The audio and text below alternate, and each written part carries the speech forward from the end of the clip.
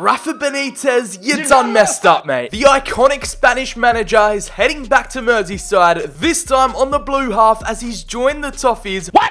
Replacing their two-season wonder, Carlo Ancelotti. Unfortunately, not even the Italian himself could get Everton qualified for European football, and now it's in the hands of former Liverpool boss Benitez. You gotta admit, come on, he is entering some dangerous territory here with the Toffees. I'm not quite sure how the Reds feel about this one, especially the fans. However, today, we're gonna continue on this manager rebuild series and make it our sole mission to win Everton pieces of silverware, build them to success, and reach European glory by lifting that Champions League trophy. Rafa is here on a mission to improve an Everton side who, let's face it, have been in limbo for the past 2 years. He's ready to prove all his doubters wrong, silence the critics, and show the world that he's still got it. I know I couldn't get access to his face scan to put on the manager, unlike the Vieira Crystal Palace rebuild, so I've had to go ahead and create him from scratch. I know it's not much, but it's honest work. With a generous first season budget of £60 million to spend, Rafa's greeted with a sizable budget that he can work with. Now here's the Everton side that finished 10th in the Premier League last season, looking to bounce back and at least at a minimum finally get European football back to Goodison Park. Now I don't know about you, but we're going to try and mess around with the formation and get Rafa's game plan and strategy implemented. We've got to get the wingers back involved at least. Here's our strongest starting 11 on paper. We are going to employ a pressure and heavy touch defensive system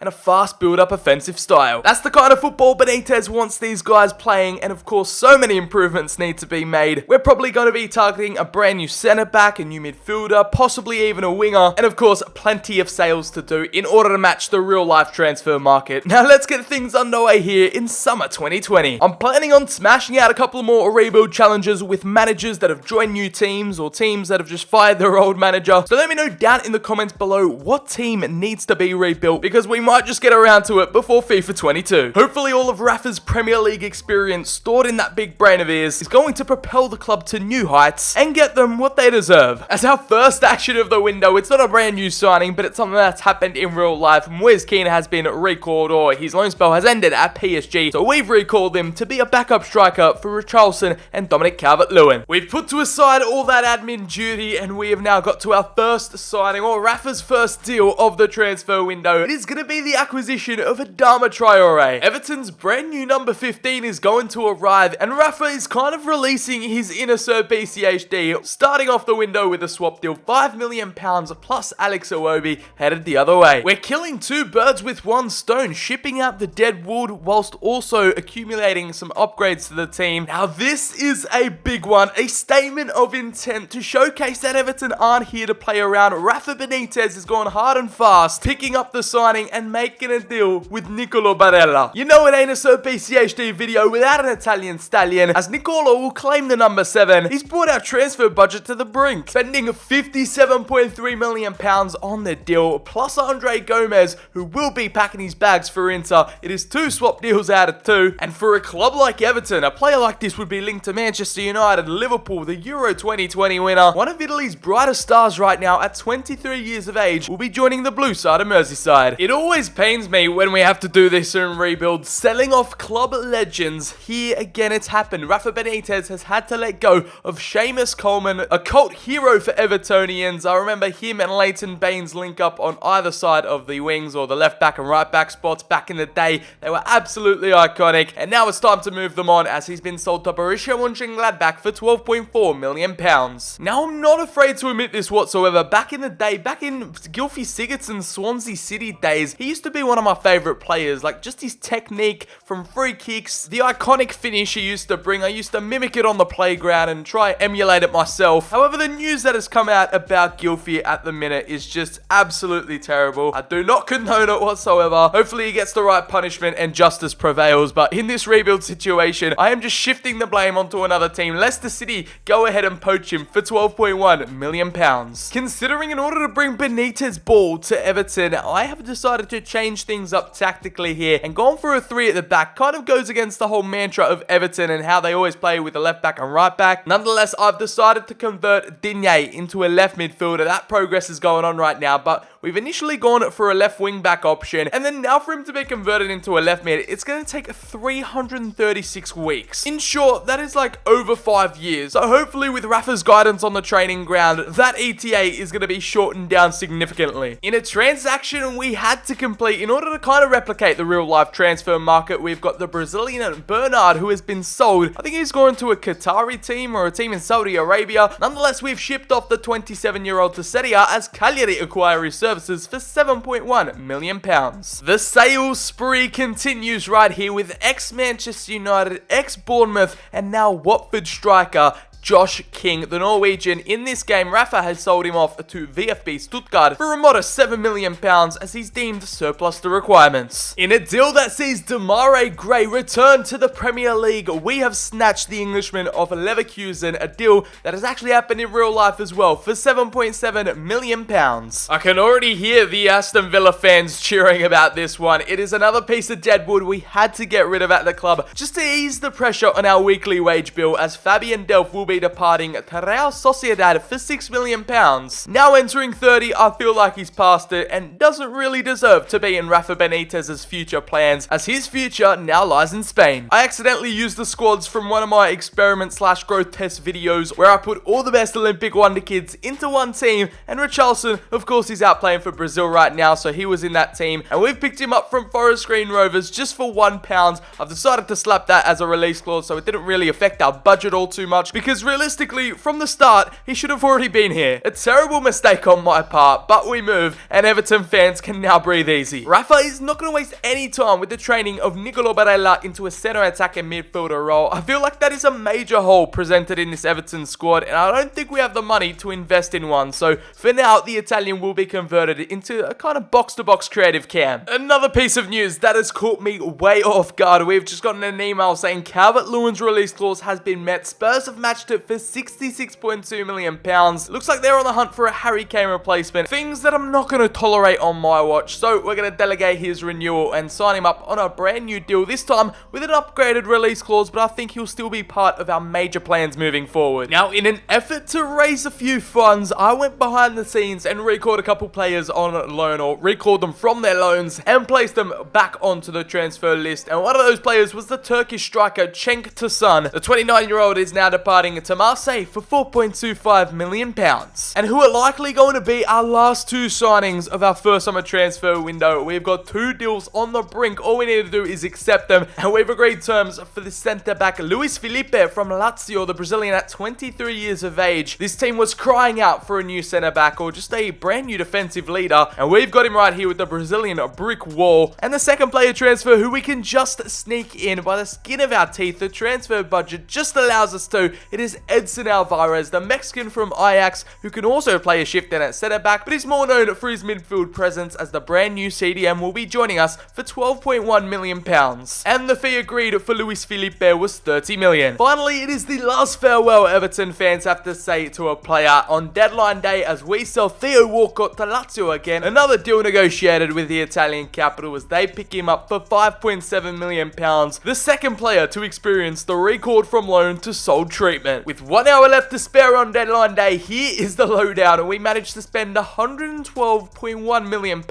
Crazy deals going on for the Toffees, as Rafa Benitez has recruited his troops. He's also sold a fair amount, with £54.55 million headed out the door. That is going to be it for the summer transfer market, as we can now get stuck into some football. Here's our final starting 11 for the new season, and under Rafa, Everton are lining up like this, with Richarlison and the part-time ASOS model Calvert-Lewin being a strike partnership up top. Barella is being played at the number 10. We're still trying to shift Digne out to be a left midfielder. Still unsure if we're going to have to wait 5 years for that conversion, but the back three consisting of Luis Felipe, Keane the captain, and Jerry Mina. European qualification is a must, so let's see if Rafa's boys can do it. Well, would you take a look at that? Rafa Benitez has worked his magic once more and has shot Everton up into a Champions League place, pipping out the likes of Chelsea, Manchester United, Arsenal. In the Spaniards' debut campaign at the helm, he has produced a minor miracle as Crystal Palace, West Brom and Sheffield United all get relegated. Over in the FA Cup, I think they focused or shifted their focus towards the Premier League a bit more, because in round 5 they were knocked out to Championship outfit Norwich 3-2 in round 5. The Carabao Cup sees Wolves win over Manchester United, however Everton not going all too far, getting eliminated in round 3 to the eventual finalist United 1-0. No Europa League or Champions League football to report on this season, which definitely helped them out domestically. Now let's get a good understanding to see who were the best players, who shot Everton up into Champions League football territory, as we've got Dominic Calvert-Lewin, who's in desperate need of a face scan update. The Englishman scored 19 goals, got himself 5 assists as well. That is 24 goal contributions. Lovely stuff. James Rodriguez, I was actually considering selling him or swapping him out for another player. However, the Colombian has still got a lot to offer and has proved that he's still world class with 16 goals and 8 assists. Richarlison on his return from Forest Green Rovers, 9 goals and 5 assists. And Moise Kean, we recalled him back from PSG and he got 8 goals in off the bench. New boy and main marquee signing Nicolo Barella with 4 goals and 11 assists at camp. Is that his best position? I still don't know, as the two centre mid partners Doucouré and Alan with 11 goals and 4 assists between them. Adama Traoré not coping to life here at Everton all too well. I didn't mention this earlier, but he's famously known for only scoring, or he hasn't scored a goal in the Premier League for I think it was a year. That was his main drought, and the Spaniard has only scored 1 in 24. Moving on down to England's hero Jordan Pickford, Everton shot stopper with 45 appearances and 12 clean sheets, which is a number we definitely want to see increase. Now their most valuable asset is a player we introduced in the first transfer window, Nicolo Barella, arriving from Inter with a transfer market value of 57.5 million. Dominic Calvert-Lewin and Richarlison are right behind him. Yeah, I don't know if our master plan of converting Lucas Digne into a left mid / left winger was the best idea, considering he only played 16 games this season, especially in a 3 at the back formation. Never really gonna work. And also, to add the cherry on top, he has submitted a transfer request. Yeah, so as much as we've won this season, this is a major L we have to take. Everton fans, you can party all you want for now. Champions League football at Goodison Park is going to be amazing in Season 2. However, I am quite concerned about battling on multiple fronts. Do we have the depth? Do we have the tactical nuance in order to fight on every single area? Let's find out as we start planning for Season 2's transfers. With the UCL about to be on both sides of Merseyside this season, we have gotten ourselves a transfer budget. We've just walked in on a £150 million war chest, or even 160, depending on how much you want to adjust it. Rafa is out here balling at Goodison. We'll begin Season 2's transfer deals off with a bang, as Rafa Benitez has recruited yet another central midfielder to partner up with Alan. It is going to be the Venezuelan Yangel Herrera. Adding a bit more South American flair to the midfield, he's going to replace the likes of Doucouré and Jabaman, who just don't fit in that central mid role. Our brand new number 33 arrives from Manchester City, and it's yet another classic swap deal. The Frenchman will be departing to the Etihad, as we offered up the citizens £19 million on top of it. In all honesty, it's a signing I wanted to get over the line last season, but we just didn't have the cash available. Now, with an absolute war chest to spend, Rafa Benitez has splashed the cash on Edmund Tapsoba. The Burkina Faso defender of Bayer Leverkusen fame has arrived on a deal worth £54.1 million, and it's going to be a brand new stalwart in defense. He's just an absolute unit in career mode. You can't go wrong with big boy Tapsoba. As much as we love spending and improving this Everton team, we've had to make a couple of player sales right here, including Mohamed Besic, the Bosnian midfielder, will be departing to RC Lens for 1.45 million, a player who I think arrived at Goodison Park with a lot of hype behind him all those years ago, but hasn't really lived up to expectations, with injuries setting him back. And John Joe Kenny, who has been out on loan at Celtic all last season, who will be making a permanent move to Germany at RB Leipzig for £10.1 million. I'm ecstatic to announce yet another trade. It is a swap deal in the works, as we've secured the services of Weston McKennie for £15.5 million. We've prized him away from Juventus and also included Jean-Philippe Jabamin in the deal. Considering he's a CDM, he doesn't get his best, or he's actually downgraded when we apply him into that centre mid position. So Captain America himself, Weston McKennie, arrives, as he can also play on either side of the flanks, right mid and left mid. We love a wonder kid with versatility, and that's exactly what he's got. I find myself lately signing like these hype American youngsters because they just bring so much marketing and so much attention from a wider global audience to the club, and I feel like it's done exactly that. It's not just a marketing move, people. Trust me, Weston's got a bit of world-class ability in his locker. He's been my go-to backup goalkeeper, hell, even starting goalkeeper in some instances. It is the Ukrainian shot stopper Andriy Lunin. Of course, we had to wait a season for him to come back from his loan spell. However, for £22.5 million, million, we activate his release clause and prize him away from Real Madrid as he becomes Pickford's understudy and a backup goalkeeper for our number one. It feels like it's been a while since we've signed a domestic talent, a homegrown talent at that. It is former Spurs Youth Academy prospect Marcus Edwards, who returns back to the Premier League after a couple of years away over in Portugal. The 22-year-old arrives from Guimarães for £28.8 million. Is going to be a brand new number 25, and considering the Toffees actually picked up Andros Townsend, I think this was probably a better option, a backup for the likes of James Rodriguez and Adama Traore. Screw it, why not? We might even go ahead and convert him into a left winger. He came into FIFA 21, I think from the first squad update, he had like 88 potential. Obviously, it has been downgraded since then, but it's still cool to see a wonder kid from the FIFA 17 days revive his career outside the UK. There's no point trying to deny it. The cat is out the bag, and the secret is no more. Lucas Digne submitted a transfer request. He wants out. Clearly, he is not competent enough to be converted into a left mid, so I've decided to go for an actual swap deal that makes sense this time. Angelino of RB Leipzig, former Manchester City Youth Academy player. We've agreed terms, and finally that left mid transfer crisis, the saga is over. We've solved the issue as Digne is now departing to the Bundesliga. It was either between him or Harvey Barnes, but I decided to leverage more towards Angelino considering Rafa is Spanish, and there he is, our brand new number 30, arriving here at Goodison Park, ready to make his impact. Hopefully he'll allow us to forget about Digne's dummy spit sooner rather than later. For the Evertonians, this is the moment they've been craving for. They've been pulled out of the pot. Where have they landed in terms of the Champions League group stage? Hopefully it's not the group of death. Fingers crossed.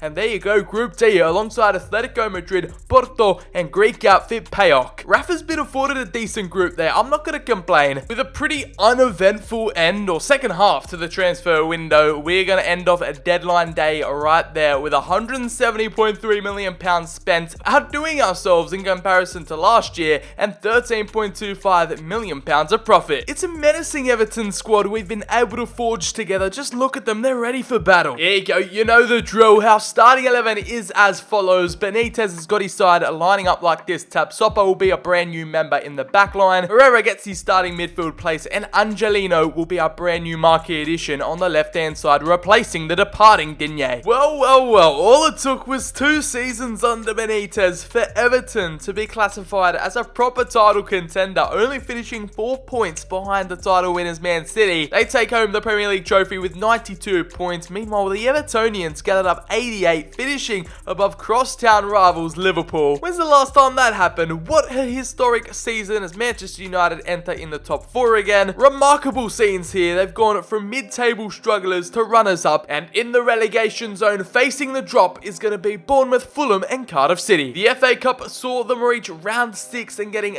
knocked out to Man City 1-0, and in the Carabao, it is the furthest they've gone so far, a quarter-final elimination to crosstown rivals or Merseyside rivals Liverpool 3-0. Now the Champions League performance, here you go, runners-up again. They come in through with 13 points, qualifying out of the group stage, progressing through to the round of 16 where they faced RB Leipzig, Angelino's former employers, and they knock us out 2-1. The energy drink merchants and Rafa's European run at the round of 16. They eventually went through all the way to the semi-finals, and PSG actually took down Liverpool, so I guess not all is bad. At least the Reds didn't go on to win the whole thing. Now let's get a glimpse at this new Everton dynasty we're forming here. I'm about to showcase to you the best performers this season, and at the top again in terms of goal scoring, it is Dominic Calvert-Lewin, who found the back of the net 26 times and also assisted 3. Meanwhile, James Rodriguez is having a mini career resurgence right here. The Colombian hitting 30 years of age, and he's putting up the best numbers of his life. 20 goals in 46 appearances with 2 assists on the side. He is turning into one hell of a right winger. Lovely scenes here as Moise Kean off the bench, the Italian stallion with 19 goals and 1 assist. He's actually outscored and outperformed Richarlison, a real starter for this Everton side, as the Brazilian only got himself 10 goals and 7. Meanwhile, in that cam number 10 position, it's Nicolo Barella with 8 goals and 7 assists. The dynamic midfielder with 15 goal contributions this season, Adama Traore in off the bench with 4 goals and 2, and Edmund Tapsoba, his first campaign here at Goodison, and he scored 3 goals and 3 assists from centre back. Also, the new midfield boys like Yangel Herrera with 3 goals and 2 assists, and Weston McKennie actually made a pretty decent impact, 3 goals and 7 for the American. Angelino, our most expensive signing to date, and one of Rafa's Spanish boys, he found himself at home on the left with 1 goal and 4 assists. I definitely want to see that output get increased headed into season 3, as in between the sticks, Jordan Pickford Pickford still reigns supreme with 2 assists and 18 clean sheets. Could Benitez be holding the keys to success right here as we have our major asset Nicolo Barella break through that £100 million value range as his transfer market value rises to £109 million on the dot. Right behind him, not really, he's actually formed a little lane of himself. Dominic Calvert-Lewin at £81 million, can't get near him. Richarlison also up there as well, the 2 strike partners in crime. But who else is going to join the Italian in that 9-figure club? There was no signs of second season syndrome creeping in whatsoever. As we transition on over to season 3, I'm expecting bigger and better. The trajectory and value of this club to skyrocket through the roof as not only Champions League football was back 2 years in a row, but we have a whole new transfer budget to spend. Okay, I see you, Everton board. Now we're talking. £200 million is here to greet us come the start of season 3. I like what I see. How on earth is Jack Grealish still at Aston Villa? Not only in real life, but in this save, we're currently in 2022, and the Englishman has still yet to depart from Villa Park. So I've decided, why not? Let's get him a brand new home here at Everton. No cheeky swap deals involved this time around as we've spent £85.4 million to bring him into the club. And thanks to his great versatility, can be deployed out on the left or in at cam. Now with James Rodriguez potentially on the decline, he is a very interesting attacking talent that can provide Rafa's boys with a creative spark when we need it the most. Yerry Mina, meet your centre-back replacement, the brand new French defender. Benitez has had to spend £75.6 million on the 85 rated defender, 23 years of age, still very youthful and has plenty of room to grow. The Colombian's going to be put to the bench or even used as a backup. He arrives from Sevilla and in real life has been linked to plenty of moves to the Premier League like Spurs, a semi-realistic option, and now that Goodison Park is home to Champions League football on a regular basis, Jules Koundé had no issues with giving our offer the green light. He might be an old soul, a veteran goalkeeper Hugo Lloris, the Spurs legend and former captain of the club, but they've let him go. They haven't renewed his contract and I found him loitering around in the free agency, so we might as well upgrade Pickford for the time being, maybe just for one season. At 35 years of age, his overall is going to absolutely plummet. Nonetheless, we're bringing in experience and also quality to the team in between the sticks. Wait, what? What? When did this happen? Oh, that's right, I forgot to renew his release clause, and I forgot that we had that £99.7 million price tag in his contract. Dominic Calvert-Lewin is taking his services over to Chelsea, and we are now left with a major hole in this squad to fill. Or can Moise Kean actually take over? I've absolutely no idea, but we definitely have more questions than answers at this point. We've had to scramble for it, but I now present to you our Dominic Calvert-Lewin replacement, DCL, now headed to Chelsea, and we've got ourselves Southampton's own Dusan Vlahovic. The former Fiorentina striker has arrived for £62 million on the dot, and our brand new Serbian goal-getter will be either coming in off the bench or maybe even getting a few starts ahead of Moise Kean. I'm not quite sure. Definitely offers something different in comparison to all of our strikers. A bit more of a Dominic Calvert-Lewin build. His archetype definitely allows him to be a bit more of an aerial threat and a handful for defenders. At a lanky 6'3", he has got target man written all over him. Thanks to Southampton and Vlahovic not really commanding a tall order, when it came to the transfer offer, we still have some emergency funds for January, just in case some more drama and unexpected twists and turns happen. Feels like we haven't had one of these in a while. It is a player sale, and that is Ben Godfrey, another one of our players being sold to RB Leipzig. The 23-year-old Englishman would have definitely served as a decent backup centre-back. However, we've just introduced way too many defensive talents right now, and he is surplus to requirements. Champions League football has arrived at our doorstep once more, as the Evertonians have been drawn into Group B, and again we meet familiar foes Atletico Madrid, Benfica, and Spartak Moscow. And there we go, just to confirm that Jack Grealish has been converted from a left to a right winger, because that's where he's going to be deployed this year. He's found himself a brand new role on the right hand side, potentially replacing the aging James Rodriguez. As per usual, Benitez has done his business well before the deadline, and we have nothing really to stress about on deadline day. We just take things up a notch every single transfer window, as Benitez has spent £223 million on players this year, quality additions. However, However, major homegrown departures like Calvert-Lewin and Ben Godfrey, that is going to perfectly wrap up our transfer window, as this is our brand new starting 11 we're trusting for Season 3. Moise Kean replaces Calvert-Lewin up top. We've got Grealish starting on the right-hand side, and the two Frenchmen, Jules Koundé and Lloris, make their debuts. Are we starting to look like legitimate title contenders, or a team that can do relatively well on every single front? Let's find out what exactly is going to go down here in Rafa's third campaign. Now, whoa, come on, man. What a season it has been. Runners-up 2 years in a row, and this campaign ends in final day heartbreak as our Merseyside rivals Liverpool pip us out to the title on 88 points. It's a 2-point margin. Not much in that at all, but it definitely was mainly a 2-horse race this season. So close, but yet so far. At least it's Champions League football again, but I'd like to just win one trophy maybe. That'd be nice before we go ahead for the Holy Grail. However, towards the other end of the table, it is the relegation sides Crystal Palace, West Brom and Nottingham Forest. Okay, this might be something worth noting. An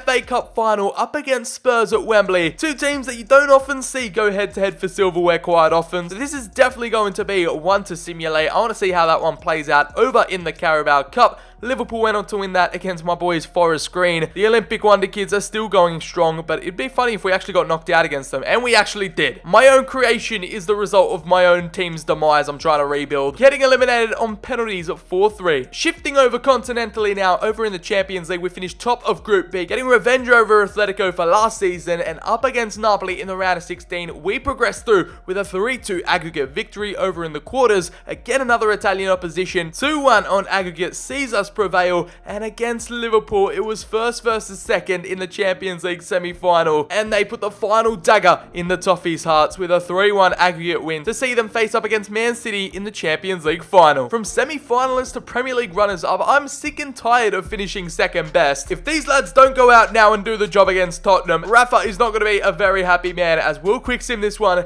against the North London outfit. Can they go ahead and do it? And in a 5-goal thriller, Dusan Vlahovic off the bench to what would be the winner. Richarlison and Keane, both our strikers on point today. Politano got one for Spurs. And finally, after 3 years, Rafa gets a trophy with the Blues. That, ladies and gentlemen, is sweet, sweet victory. I know it's only the FA Cup, but still, a trophy like this to Everton is huge. Their fans are absolutely going mental right now. After blood, sweat, tears, hard work, everything has paid off. Now, here are your FA Cup winners. We definitely had the players to take over the goal scoring reins after Dominic Calvert-Lewin's departure. It is Moise Kean and Richarlison tied on 25 goals each. 50 goal contributions between our brand new strike partnership. We've still got James Rodriguez absolutely killing it. 18 goals and 8 assists for the Colombian on the right hand side. Now at an 85 overall. Jack Grealish came through, who I thought was going to take over James, but hasn't, unfortunately. 11 goals and 6 assists. And he's the marquee, the dynamo in midfield, Nicolo Barella, with 10 goals and 13 assists. The only player in this team to achieve double figures in both goals and assists. 23 goal contributions from our Cam, now at a 91 overall, and Dusan Vlahovic off the bench with 10 goals in 37 appearances. Our brand new captain, for some reason, I didn't assign it to him. I think the game just automatically picked him. It's Alan, the Brazilian from midfield, 9 goals and 4 assists. Weston McKennie off the bench with 3 goals and 5, and Angelino on the left-hand side got himself 2 goals and 4 assists. It's nice to see the assistant manager gave a couple of youth prospects some opportunities, as we can report the goalkeeping battle was won by the one and only Hugo Lloris, but he has been declining, -2 to his overall. Now standing at an 85 rating is still just slightly better than Jordan Pickford, and you can tell because he's gotten himself 29 clean sheets this season. Jordan Pickford not even close to getting those kinds of numbers, and now our highest valued asset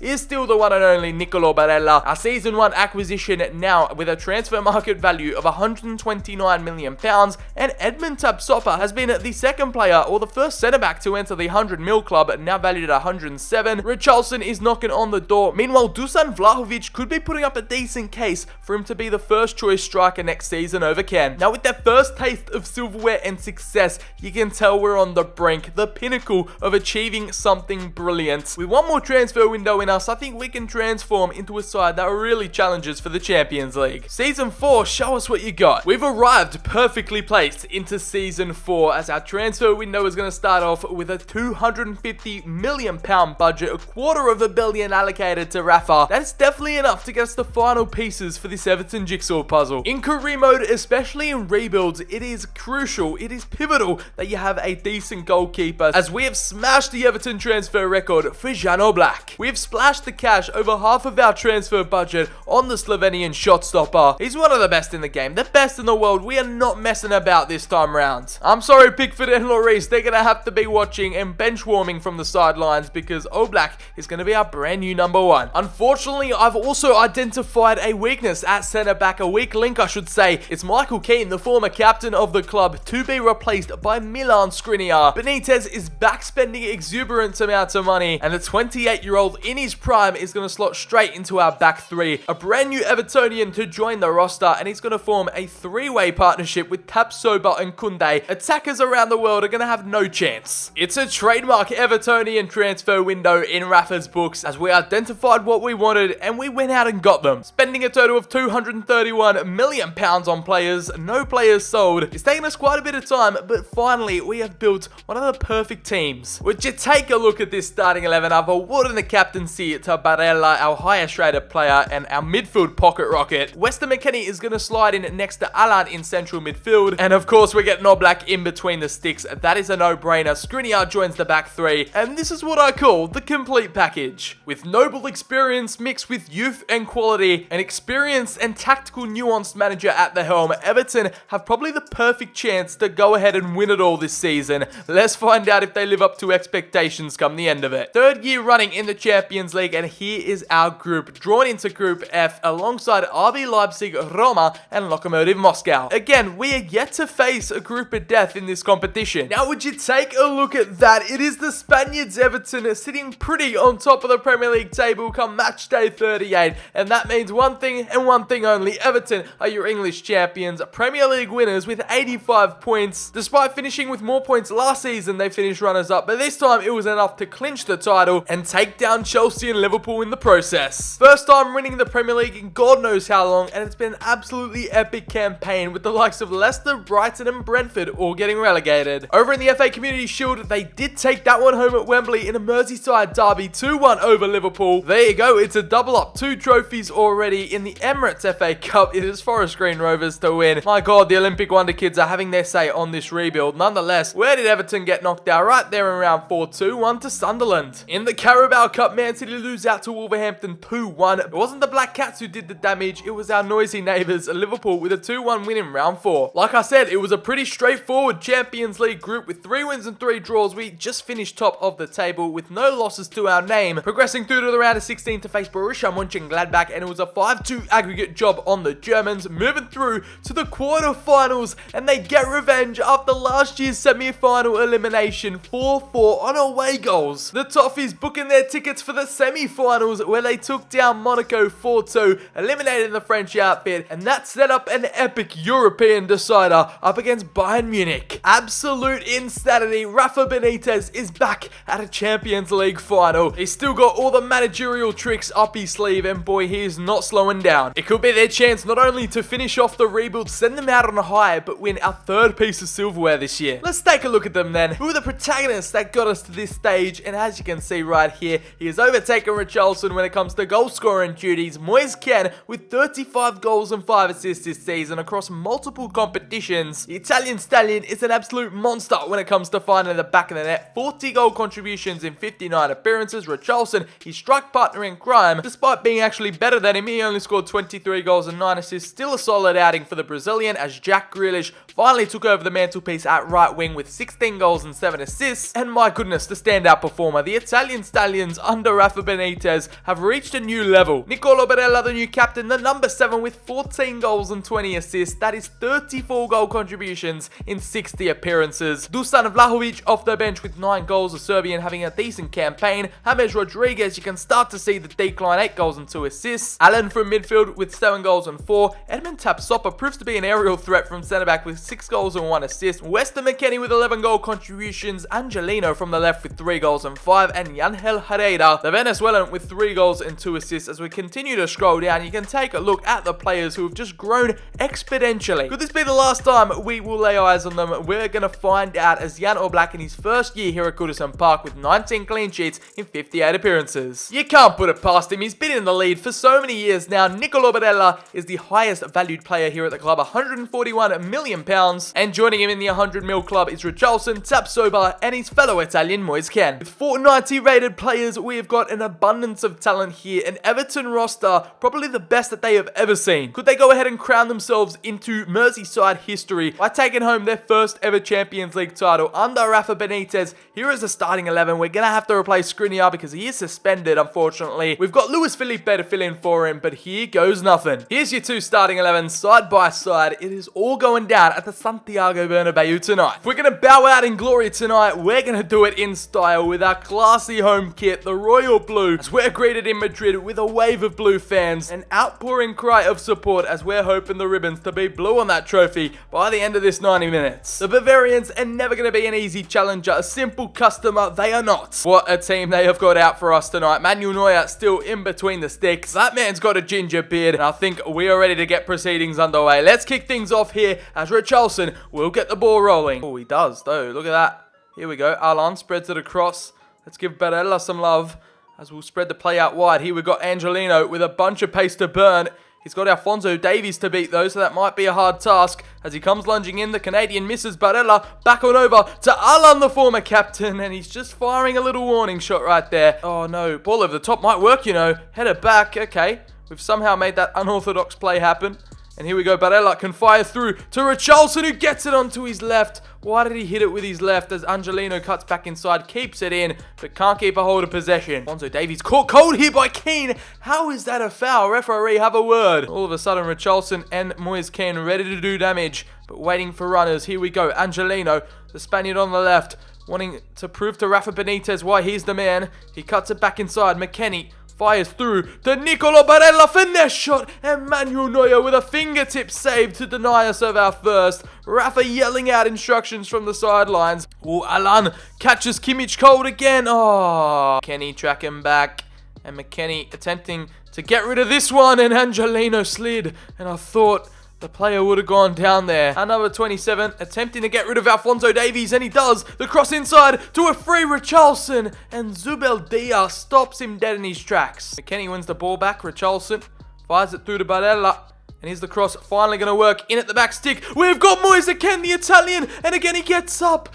but Manuel Neuer's point blank range and straight at the German, unfortunately, is not going to be our first goal. As Grealish ball inside, that is a whip delivery. And again, nothing is working. Weston McKennie with the header down. Now all of a sudden, Moise Kean, and he goes for the scissor kick into the bottom right-hand corner in front of the Everton fans. And his celebration, he goes ahead and does it in typical Timmy Cahill fashion, an Everton club legend. And the Aussie is getting a little mention here tonight. What a header from Weston McKennie to set up a lovely little chance. And on the angle, he works it past Manuel Neuer. How was he beaten from that range? I don't know. But Moise Kean has produced something special.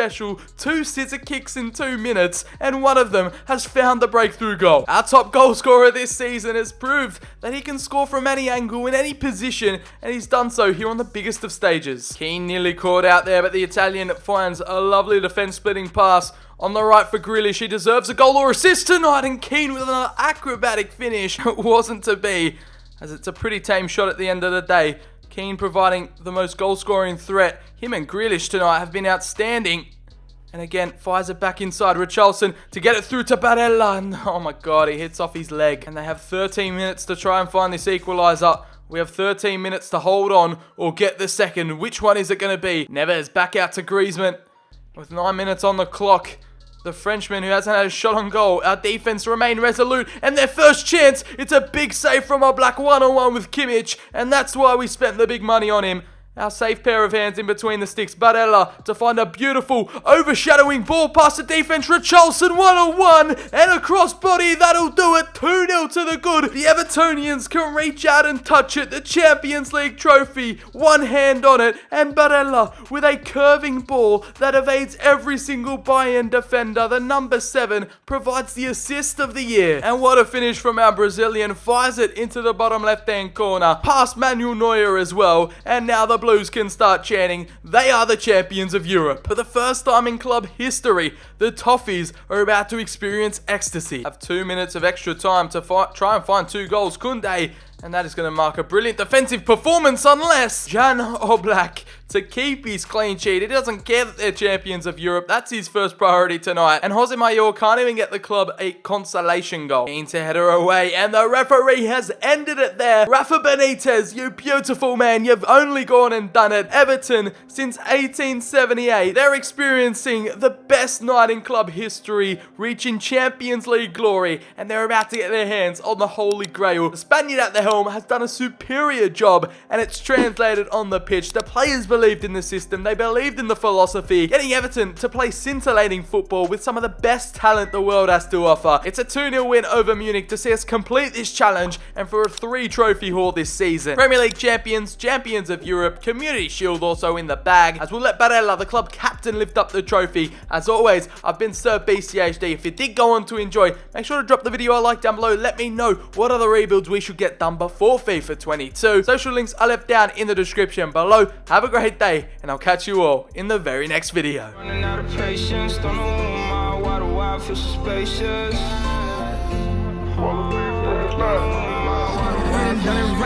Running out of time and I'm running out of patience. Don't know why I feel suspicious. Keep on holding on even though I know I'm wasted. Answer to the question, yeah I know I'm impatient. Running out of time and I'm running out of patience. Don't know why I feel suspicious. Keep on holding on even though I know I'm wasted. Answer to the question, yeah I know I'm impatient. And it goes on and on and on.